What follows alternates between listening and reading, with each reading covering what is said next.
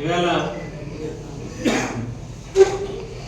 మీ అందరి ముందుకి రావడానికి గల ప్రధానమైన కారణం ఏంటంటే, ఏదైతే నారా చంద్రబాబు నాయుడు గారు దాదాపుగా ఆంధ్ర రాష్ట్రానికి అత్యధిక సమయం ముఖ్యమంత్రిగా పనిచేసినటువంటి అనుభవం ఉంది అని చెప్పి పదే పదే నా ఇండస్ట్రీ ఇన్ని సంవత్సరాలని చెప్పి ప్రగల్భాలు పలికేటటువంటి చంద్రబాబు నాయుడు గారు యథావిధిగా ఏదైతే తన ఎలక్షన్ స్ట్రాటజీ తన రాజకీయ అరంగేట్రం చేసిన నాటి నుంచి ఈ రోజు దాకా కూడా ఫాలో అవుతూ ఉంటారు.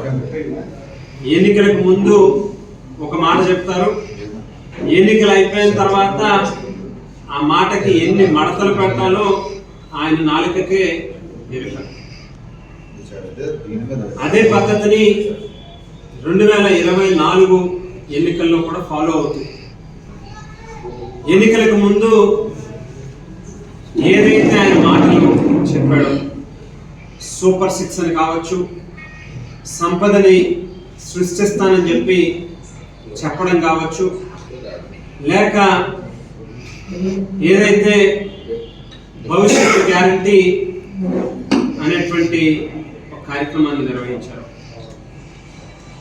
ఇవాళ మనం ఒక్కసారి గడిచినటువంటి 8 నెలల కాలంలో ఈ కూటమి ప్రభుత్వంలో రాష్ట్రంలో జరుగుతూ ఉన్నటువంటి పరిణామాలను మనం ఒక్కసారి కనుక గమనించినట్లయితే, తెల్లారు లెగిస్తే జగన్మోహన్ రెడ్డి గారి మీద, వైఎస్ఆర్ కాంగ్రెస్ పార్టీ మీద బురద జల్లుతూ ఒకరోజు శ్రీలంక అయిపోయిందని, మరో రోజు బీహార్ అయిపోయిందని, మరో రోజు ఇంకొక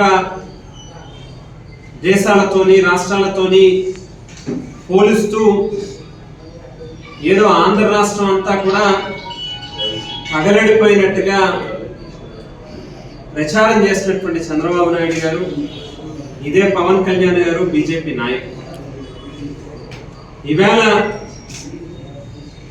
ఏం జరుగుతూ ఉందో ఒకసారి మీ మనస్సాక్షిని మీరు ప్రశ్నించుకున్నట్లయితే, రాజకీయాల్లో మీలాంటి వాళ్ళు ఉండడం అవసరమా అనేటువంటి ప్రశ్న ఖచ్చితంగా ప్రతి ఒక్కరికి కూడా ఉత్పన్నం అవుతుంది అనేటువంటిది వాస్తవమైనటువంటి విషయం. దానికి ఉదాహరణగానే మనం చూస్తే, సంక్రాంతి సంబరాల పేరిట మన తండ్రులు, తాతలు, ముత్తాతలు ఒకసారి మన చరిత్రలోకి వెనక్కి తిరిగి చూస్తే, సంక్రాంతి అనగానే ముగ్గుల పోటీలు కనిపిస్తాయి, లేక హరిదాసులు కనిపిస్తారు, గంగిరెద్దులు కనిపిస్తాయి, లేకపోతే ఎక్కడో అక్కడో ఎక్కడో కొన్ని చోట్ల బహుశా కోడి పందాలు అనేటువంటివి కూడా ఒక లిమిటెడ్గా, అది కూడా ఒక సామాన్యుడు ఇబ్బంది పడేటటువంటి పరిస్థితి లేకుండా జరగడం అనేటువంటిది బహుశా మనం కాస్త చూసి ఉండొచ్చు. అదే గతంలో జగన్మోహన్ రెడ్డి గారు ముఖ్యమంత్రిగా ఉండగా వైఎస్ఆర్ కాంగ్రెస్ పార్టీ అధికారంలో ఉన్నటువంటి సమయంలో చూస్తే, సంక్రాంతి అనగానే అమ్మఒడి పథకం డబ్బులు వచ్చేవి. ప్రతి పేదవాడు కూడా సిఎంఆర్ఓ, సౌత్ ఇండియానో, లేకపోతే చెన్నై షాపింగ్ మాల్నో, లేకపోతే ఇంకోటో వెళ్ళి పెద్ద పెద్ద మాల్స్లో సైతం విపరీతమైనటువంటి కస్టమర్స్ తాకిడిని గమనించే వాళ్ళం. అందరూ చక్కగా కొత్తగా బట్టలు కొనుక్కునేవారు, కుటుంబ సమేతంగా సరదాగా సమయాన్ని గడిపేటటువంటి పరిస్థితి ఉండేది. ఇవాళ పూర్తిగా ఆ పరిస్థితులకు భిన్నంగా మార్కెట్లో ఏ షాపులు చూసినా, ఏ వ్యాపారస్తుడిని మనం కదిపినా వెలవెలబోతా ఉన్నటువంటి మార్కెట్లు, ఎక్కడా గిరాకీ లేనటువంటి పరిస్థితి, ఎక్కడా కూడా కనీసం మామూలు రోజుల్లో అయ్యేటటువంటి అంత ఖరీదు కూడా కానటువంటి పరిస్థితులు ఇవాళ వ్యాపారస్తులు అందరూ కూడా గుండెలు బాధకులు చెప్తా ఉన్నటువంటి పరిస్థితి కనిపిస్తూ ఉంది. సరే, ఇదంతా ఒక ఎత్తు అయితే సంక్రాంతి సంబరాలకి ఒక కొత్త నిర్వచనం చెప్పారు నారా గారి పాలనలో. రాష్ట్రం మొత్తం 175 నియోజకవర్గాల్లో ఎక్కడ చూసినా కూడా విచ్చలవిడిగా జోదాలు. మనం ఏదైతే చంద్రబాబు నాయుడు గారు ఎన్నికలకు ముందు సూపర్ 6 అన్నాడు.